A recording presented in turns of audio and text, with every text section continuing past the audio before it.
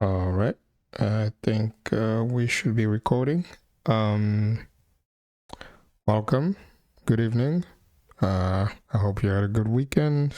Um, well, technically, the assumption here is that you probably are watching the Super Bowl, which I don't really care for much, but I still want to wrap this up and still make it in time for the halftime show just to see.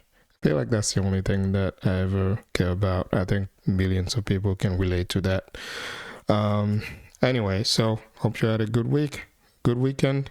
So this is the inaugural episode of what I'm going to call the Last Week Tonight show. It's gonna be a thing where I do these recordings either, well, the recording itself is probably gonna happen Sunday nights, but they might go out the next day on Monday. But really, it's gonna be either Sunday night or Monday, where I basically answer the question, "What have I done last week?"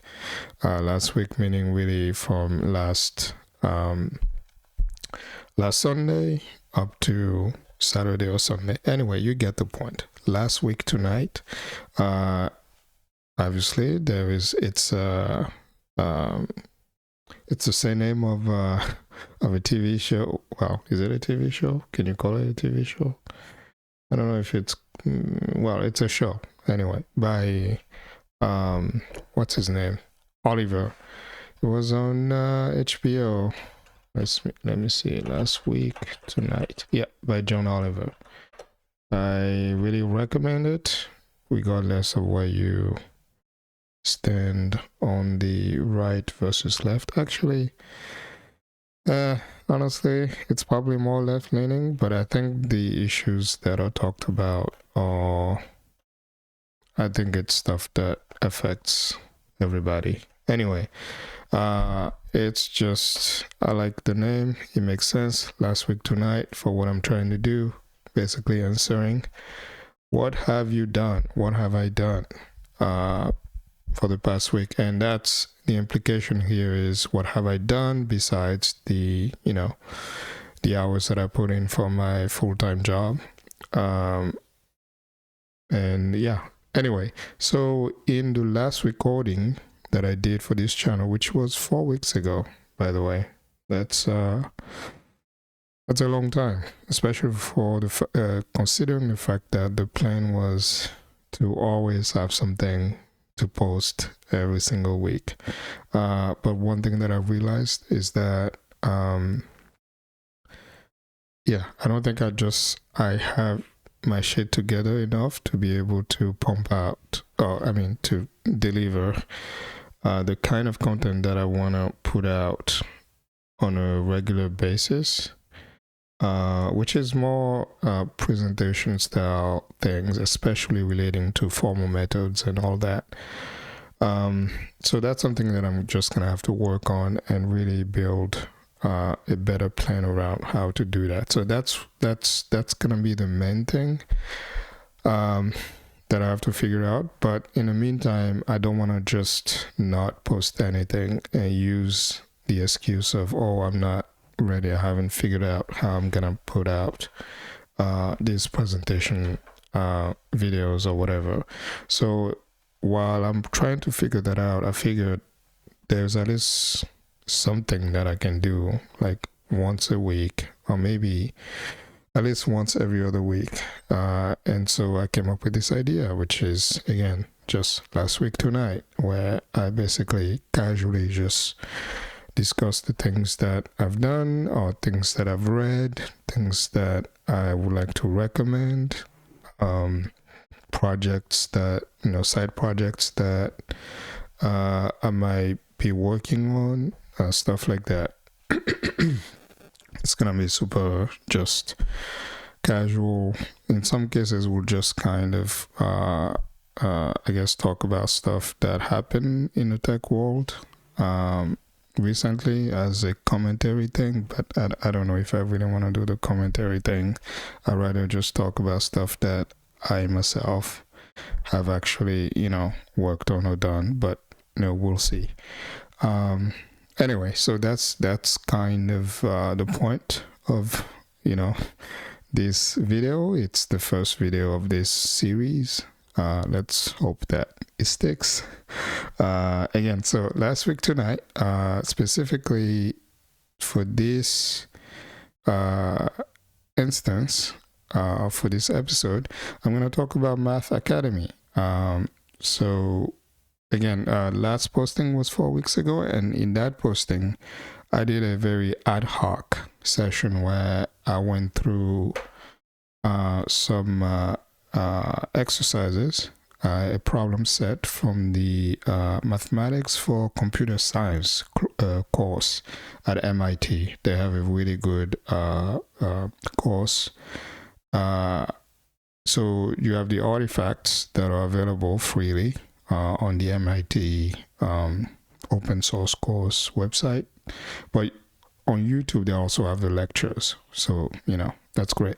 Anyway, so in that video I went through the first problem set. It was very ad hoc and all of that, and after that video I did think about the fact that if it was 10 or 15 years ago,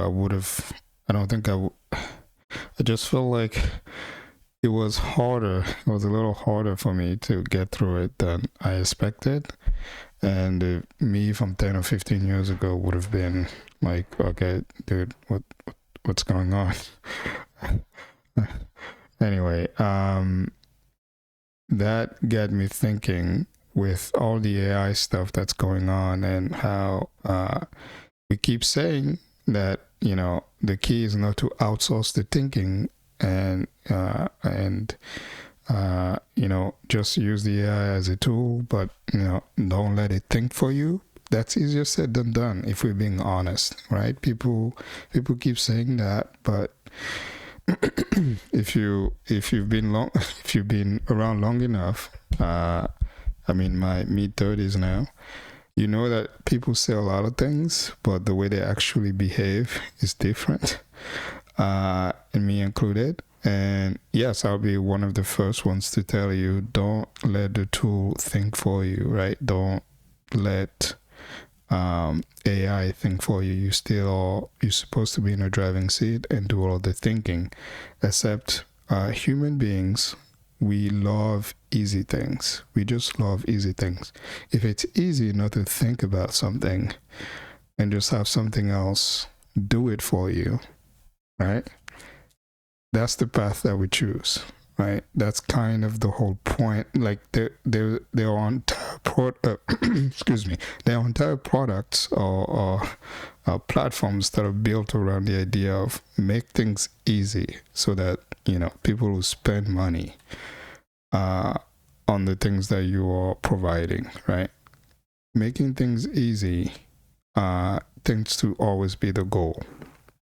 Technology, no matter how advanced it is, if you cannot make it easy and accessible to people, nobody fucking cares, right?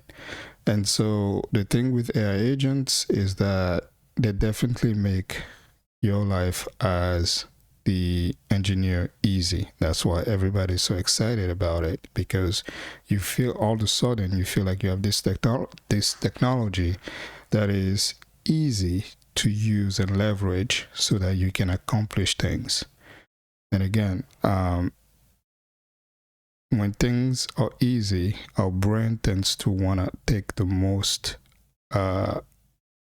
take advantage of it as much as possible. And so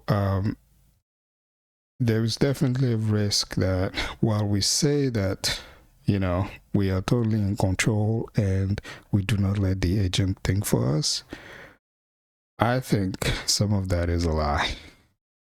I will say that, for myself, and if somebody says otherwise, somebody who regularly uses these tools, on a daily basis, especially the people who are very much into the whole just letting the agent run in a loop, the Ralph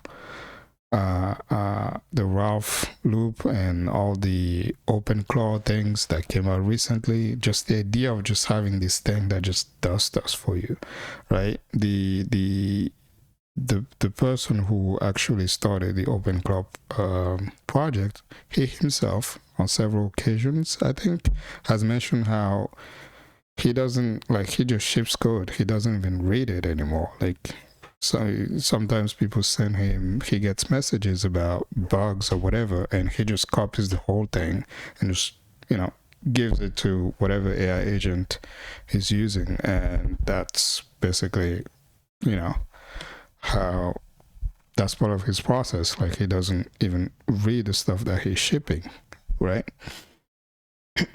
So again, we say that we don't want to outsource our thinking, but the actual behavior, like, it's easier said than done, essentially. And so I'm trying, I think, to as a way to compensate for the fact that we are all slowly getting addicted to these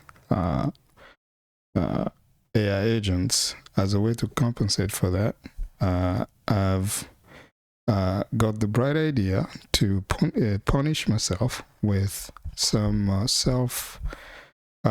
self-teaching of math.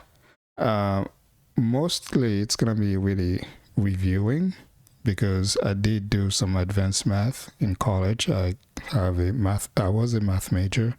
I did a double major in economics and math.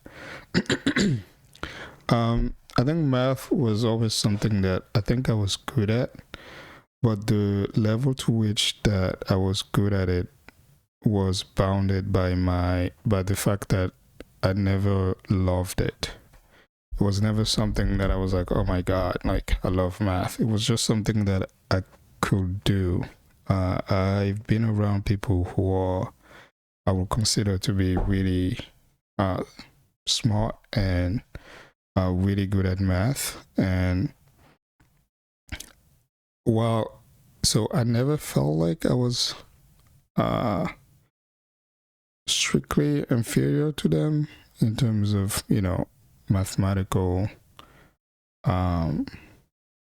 prowess. I just felt like I was lazier for the most part. Like, the extent to which they were willing to grind things out and, basically gain mastery over a particular topic, I just wasn't like, I just wasn't that into it. And the reason why I even did a double major, I started as economics and then I added math, was that the plan was to do a PhD in mathematics and economics at the graduate level, right? Once you do undergrad and you want to get a PhD or master's, math becomes a very big part of the story. And so that was the reason why I, at the time, made that decision. So yeah, math was never something that I loved, but I think I can get by, basically. I think the hardest math class for me personally, and again, I think it was hard because my heart wasn't in it, and I think it was the penultimate semester of college. I think it was real analysis, and yeah, I really didn't like that class. Part of it was also the teacher that I had. I didn't really like his learning style. But basically, that class was hard for me. I mean, I did end up passing. I think I had a B, but it was not fun for me because I just didn't have it in me to do the grinding part of the equation. Anyway, so yeah, I want to try and I guess the way to put it is just less brain rot, essentially. Try to keep some baseline of just the ability to wrangle a bunch of concepts abstract concepts, the ability to juggle a bunch of abstractions together in your head, and the ability to focus and solve problems and all that. I want to keep a baseline of that, and so I'm thinking I should do some daily math practice. And so after doing some research, well, actually I had done some research in the past, and I came across MathAcademy. And what I like about it is, at least the story behind it, or the reason why I think it's a good platform to choose for this, is because they have well, it's supposed to be adaptive. Basically, you take a diagnostic test, and then it basically puts you on a path. You can choose from multiple courses. Excuse me. I'm going with my goal is to do this course, methods of proof. At least that's where I'm starting. Then I want to do discrete mathematics, then probability and statistics. Actually, I don't think the order matters. I think I have to do this one first, and then it will be either probability and statistics or discrete maths, and then abstract algebra.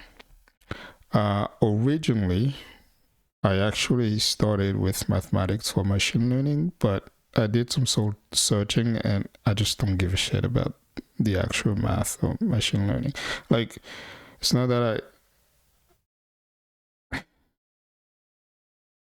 yeah, I mean, maybe I'll change my mind at some point, but the idea of being a data scientist slash AI machine learning engineer is just not appealing to me at this point.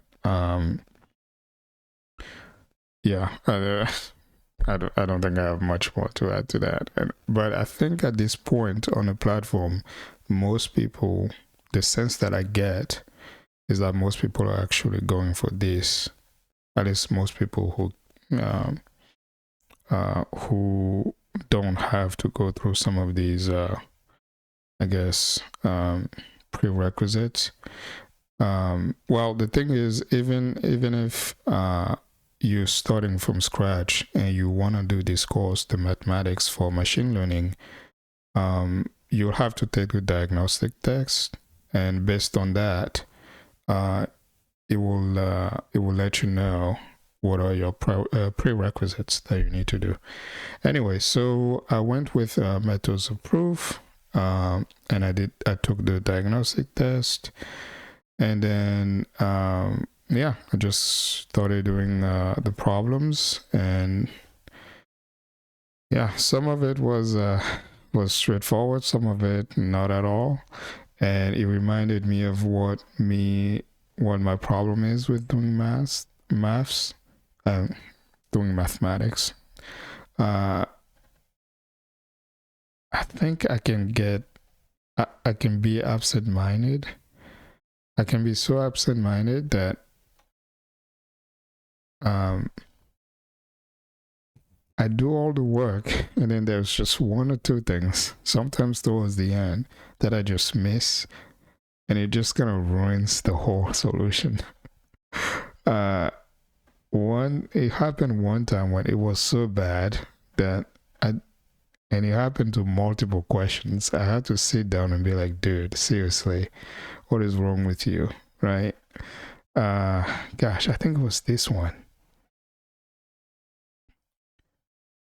Like, I keep getting stuff wrong, not because I didn't understand what needed to happen. It's just that I just kept making these dumb mistakes in the process. Anyway, I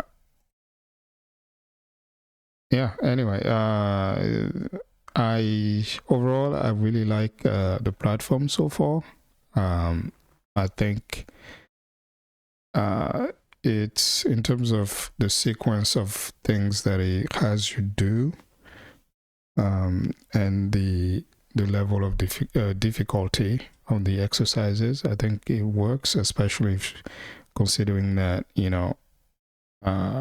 there are people who are coming in with different skill levels and all that. I think the platform does a good job of, sequencing the exercises and the topics for the most part. I think this is my first. Last week was my first. This week was my first real, I guess, regular use of it, and I'll say that I quite like it. And I even made it to the Silver League. So they also have a league system. I think you start out in iron, either iron or bronze. But anyway, last week I was in bronze, and I think, if I'm not mistaken, I was in the top 3 when at the end of I think I think each week the results for the league, I think it ends at 6 p.m. or 7 p.m.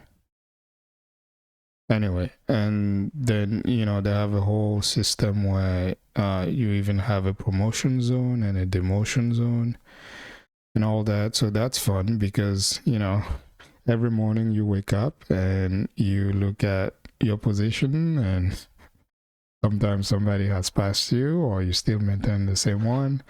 But, basically they have different things that essentially make you want to come back to the platform and keep doing the work. And I think the league system definitely really helps, because I kept checking, during the week, I kept checking to make sure that I was not so far off. Like, I had to be in the top 4 or 5. I'm pretty sure that, I think it was on Wednesday or Thursday, I think I was number 1 for a while there. That I'm not gonna lie, that actually felt good, right? So I appreciate that side of things. So what'll be interesting is to see what happens next week, right?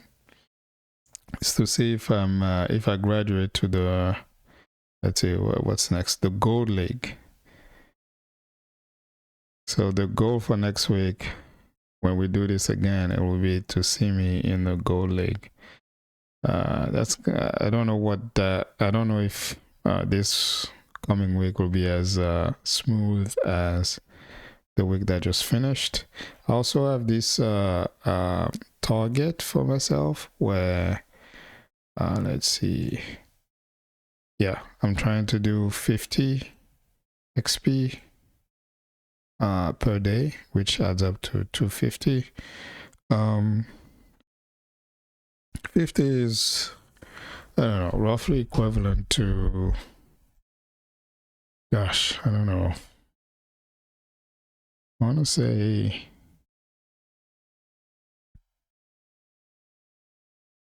I mean, it also depends on the problems that you're solving. So it's kind of hard to give an estimate in terms of hours spent. But I'm not gonna lie, that shit can be a grind, right? Because it's question after questions. Some of it is short, some of it is some of them can be long, like this one, 18 questions. You just, kind of keep going. And one thing that also just going through this process again, going through this process and the daily grind of that, because I also have a full-time job, and this was taking, this took more time out of my day than I originally anticipated. One thing that you do realize is that, math is not just something that you learn. It's something that you have to do. I guess to some degree it reminds me of the I think there's a saying that says that love is a verb or something. Like you can't just like loving to love somebody is to like it's an action, it's a verb, like it's something that you do. It's not something that just happens.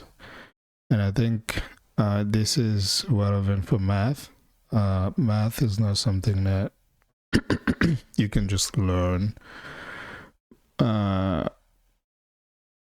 You really have to do it. You have to do it over and over and over and over. And you can definitely tell the difference. I think by the time you get to a certain level, you see the same kind of questions and things just kind of click. Like the speed at which, or the latency that it takes for you to essentially just work with the concepts and the abstractions and figure out the path forward. It just kind of, it gets better. I think related to this, recently I came across something where they talk about the different kinds of memories, and I think there are three kinds of memories. I think there is so there's the declarative memory. So there's declarative. Is it? Yeah. Episodic.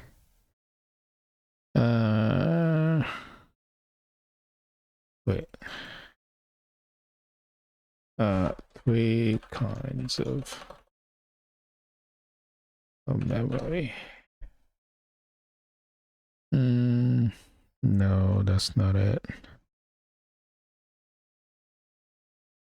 Anyway, I think it's declarative, episodic, and procedural.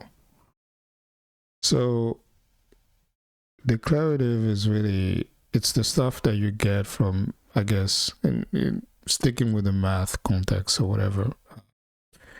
Declarative is what you get when you show up to the lecture, right? Because you're watching somebody who's proficient or has a mastery of the subject, and they basically explain it, they talk about it, they show examples of what the kind of problems you'll be solving for the topic, considering the topic.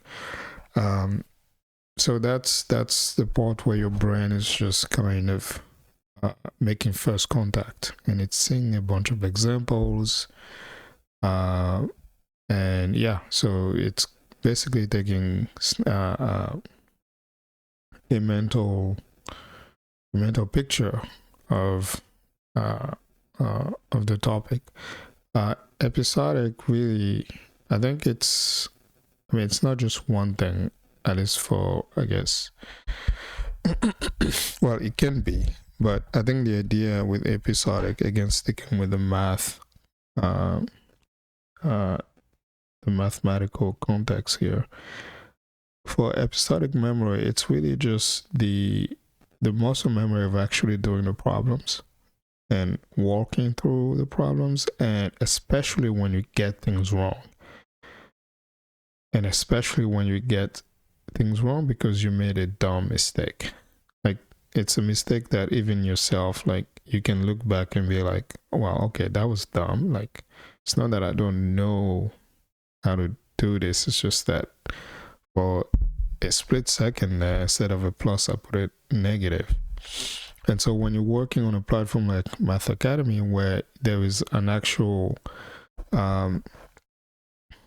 there's a value attached, like, you can feel the pain of having made that mistake immediately, right? Because you get for each exercise that you solve, let's see,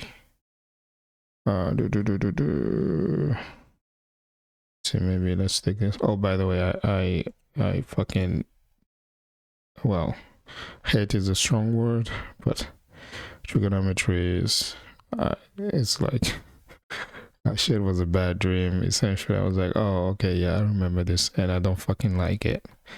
I don't like trigonometry. It does nothing for me. I get that it's useful. It's very useful for what it is, but I don't know. I guess as a matter of, I want to say as a matter of principle, I just don't care for it. Anyway, yeah. So yeah. What was I saying? On the platform, on MathAcademy, one thing that is definitely obvious is that some of these times are long. It's usually when sometimes I just open up the problem, but then I walk away doing something else, and then I come back. Anyway,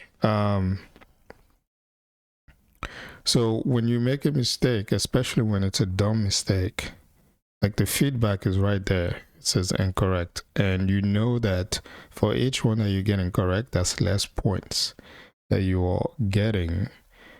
And if you care about this at all, that means that that's less points that you get, which means that you're likely not going to be in the top ranking people of the league. I mean, it's like sports, right? When you don't win a game, your chances of making it to the playoffs are reduced.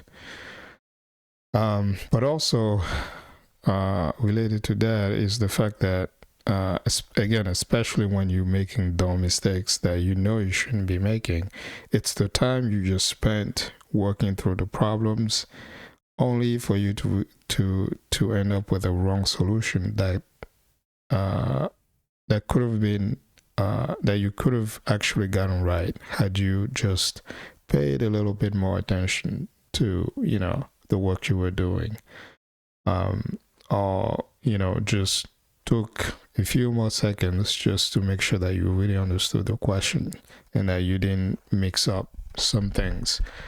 So that's really nice. Again, I guess the gamification of the process really helps with the whole episodic memory, because when you get something wrong, that feedback, it stings, right? And so that becomes this episode in your journey where you remember when you made a dumb mistake about a particular thing, so that the next time you can be more careful. So moving on to the third type of memory, then you have procedural. Now procedural is like, I think the good example would be driving, right? So again, going through the three kinds of memory, declarative, episodic, and procedural. By the way, I'm not a neuroscientist or whatever field of study deals with memory, so I might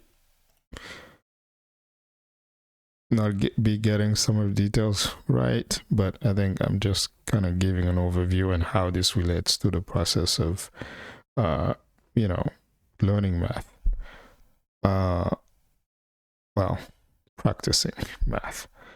So with driving, right, the declarative part will be you sitting in the passenger side and kind of listening to passenger side, but also when they send you to those, I'm sure most of you or all of you, as part of your driving, learning to drive experience, you had to go and take a couple of hours of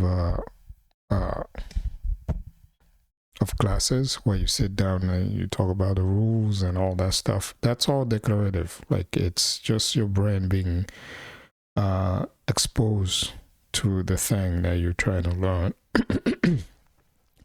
And maybe your parents one day they just say, hey, you're gonna learn how to drive. And so as as part of that process, I want you to sit next to me, right, in the passenger seat, and just let me talk to you about what I'm doing as I'm doing it, and why am I making certain decisions. So all of that is just, again, you absorbing what's happening, and then episodic is actually you being put in the driver's seat, and then slowly being actually performing the actions of what it means to drive. And I mean, you can sense the friction, right? When you're just getting started, everything just feels new and just maybe a little scary, right? Because again, we are talking about driving, right? You don't. It's a very useful skill, but it can also be very dangerous if you don't know what you're doing. And so so first few times that you're learning how to drive, it's a lot, right? It's a lot that you have to just kind of get your brain to absorb. And so it's no longer just you listening or watching other people do the thing or talk about the thing. Now you really are in the driver's seat. And that's episodic, because every time that you don't do a good coordination between the gas and the brake, you feel it. The feedback is it's immediate. When you're not steering well, the feedback is there. Well, not only from the car, but the person who's trying to teach you how to drive will let you know that you are fucking up, right? And you are usually practicing in, let's say, parking lot, right?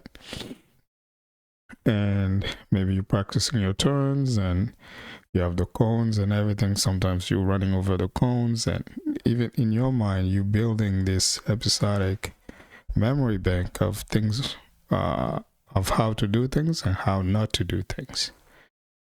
And so you do that enough that eventually somebody decides that you are good to go and that you can start driving.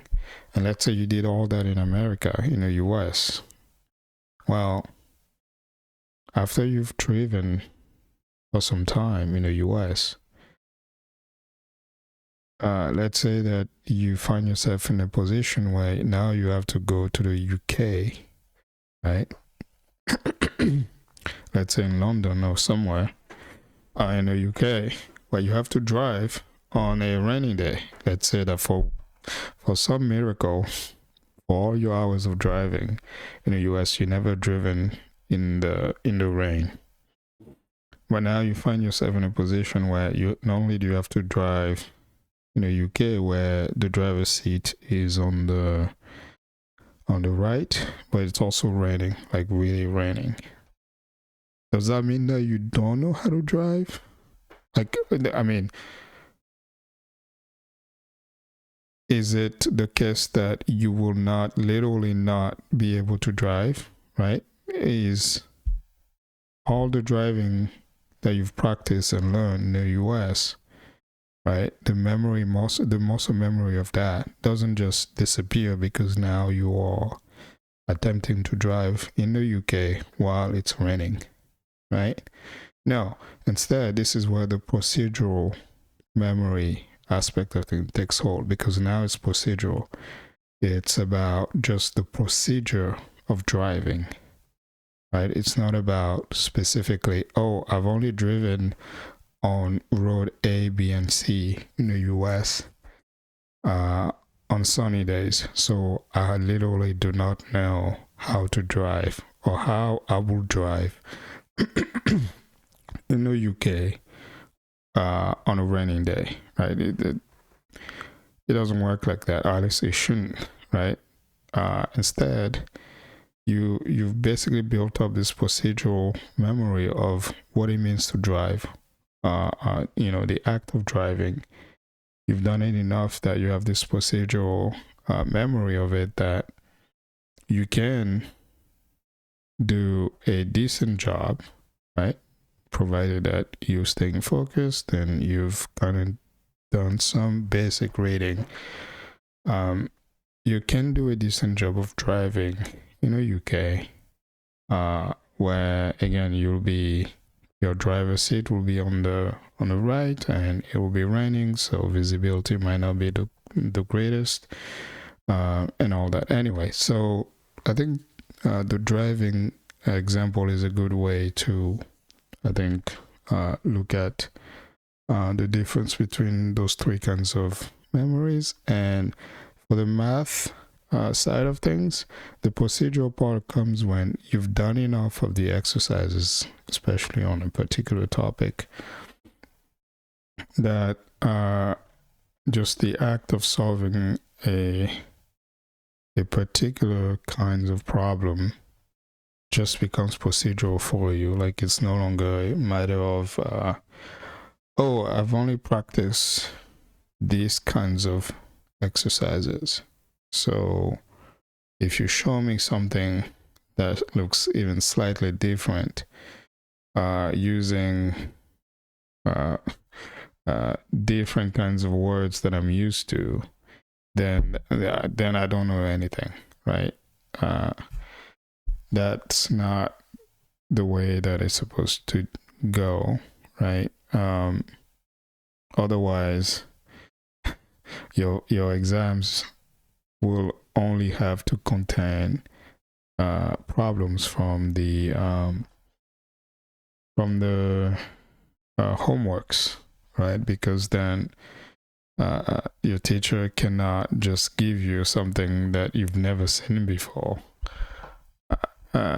Anyway, that's something to keep in mind. I guess I started talking about the memory stuff because I was pointing out that math is not something that you just learn. Like, you have to practice it, and you practice it long enough that you gain the procedural knowledge to just kind of for a certain class of problems, you just kind of do it. Like, it just comes to you. So again,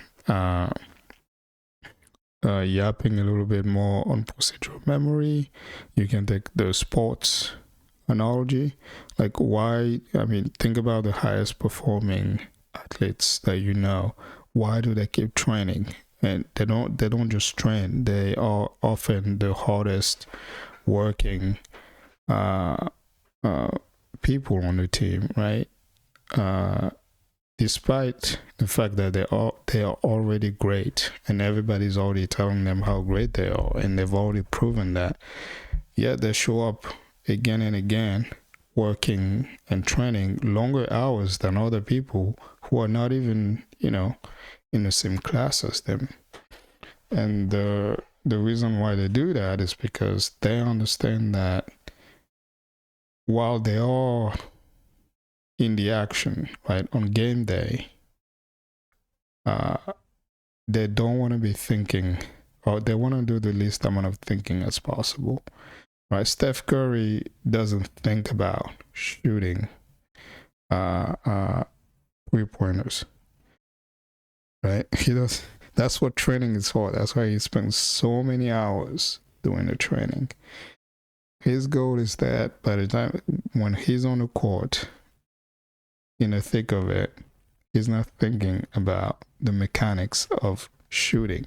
It just happens, right? His brain just recognizes the moment, and he just does it, right? The Nike brand, right? When it says just do it, that's the procedural memory stuff, at the highest level of sports with athletes, the greats. What makes them great is that they don't have to think about the things, right? They don't have to think as much as other people do. That it just feels like, well, it's not that it just feels like, objectively, from what we can observe, they just do it, right? It just, they just seem to have this autopilot mode where they just do great things. things that seem to be harder for other people to accomplish, they're able to just do it. And they're able to just do it because, again, it's the hours and hours and hours of episodic memory that they put in during training. All right. So yeah, we'll have last week tonight. Mostly did I did some other stuff besides MathAcademy. I did some reading about things, but I don't think those are worth mentioning. Maybe next week I'll have something else besides MathAcademy stuff to talk about. But I mean, since this is the first week, I figured just talking about MathAcademy and how pleasant but tedious it is.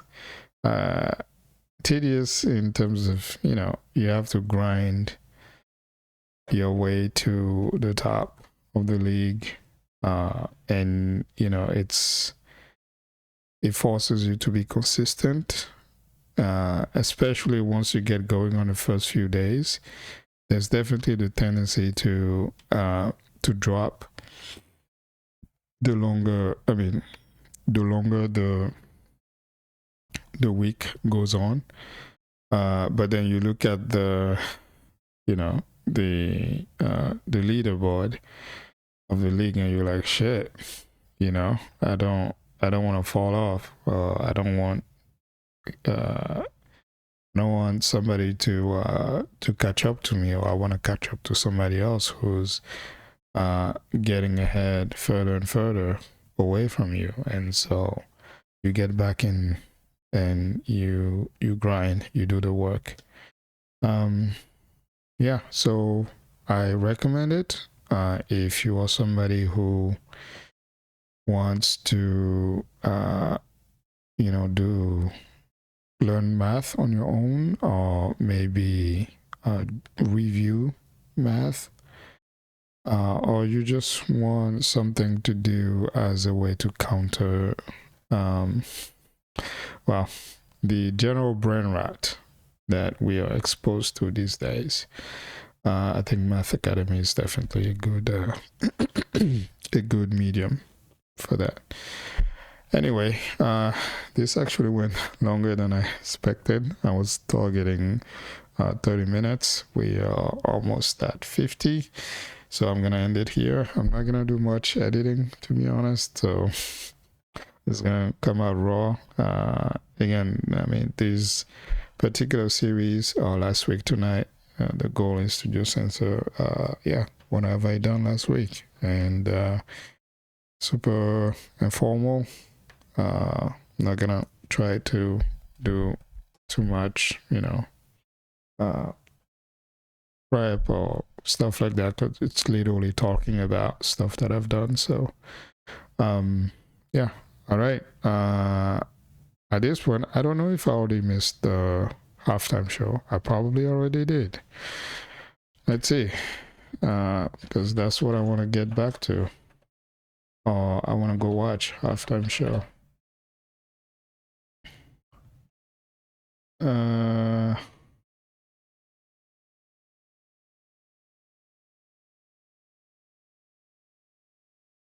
Anyway, well, if it's going on, then I need to end this video instead of checking if it's still going on. And if it's not, oh well. Anyway, all right. I hope the coming week goes well. You are able to do a lot of the things that you plan on doing. Remember, Sunday night is, technically Sunday is the start of the week. You really want to think about it, but a lot of people still think of Monday as a start. But Monday can be tough, but just remember to get going strong, and that can really carry you throughout for the rest of the days, right? Monday, Tuesday, really put in the effort, and just hang in there, and you'll make it. And yeah, I'll see you again same time next week, next Sunday. Until then, I need a catchphrase, right? Until then, don't die. Yeah, that's lame, but that's all I have right now. All right, have a good night and have a good weekend. No, gosh, that's... Oh no. Am I gonna have to cut this part out? Nah, we're gonna keep this in. Have a good night, and I hope that you have a good upcoming week. See ya.